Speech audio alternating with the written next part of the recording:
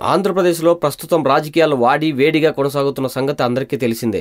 2019 ఎన్నికలే లక్ష్యంగా ఇప్పటి నుండి అధికార ప్రతిపక్షాలు కసరత్తులు మొదలుపెట్టేశాయి. అంతేకాదు గత ఎన్నికల్లో టీడీపీతో పొత్తు పెట్టుకున్న భారతీయ జనతా పార్టీ కూడా 2019 ఎన్నికలను టార్గెట్ చేసుకుని ఏకంగా ఏపీలో ఓ రహస్య సర్వే నిర్వహిస్తున్నట్లు అంతర్గతంగా వార్తలు వస్తున్నాయి.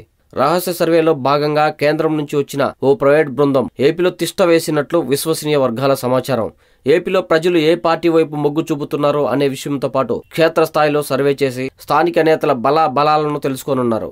ఈ సర్వే ఆధారంగా రానున్న ఎన్నికల్లో ఎవరికి మద్దతు ఇవ్వాలనే అంశంపై క్లారిటీ ఇచ్చే అవకాశాలు ఉన్నట్లు సమాచారం.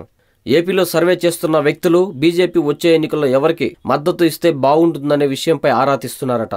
దీంతో ఖచ్చితంగా బీజేపీని అంతర్గత సర్వే నిర్వహిస్తున్నారనే వార్తలు బలపడుతున్నాయి. అయితే ఏపీకి ప్రత్యేక హోదా విషయంలో హ్యాండ్ ఇచ్చినందున బీజేపీపై ప్రజలు అసంతృప్తిని వ్యక్తం చేసినట్లు సమాచారం.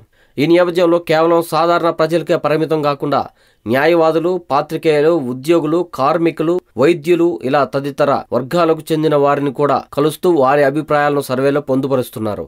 ఫైనల్గా ఈ సర్వేలో ఫలితాలు ఎలా ఉంటాయో తెలియాలంటే మరికొన్ని రోజులు ఆగాల్సిందే.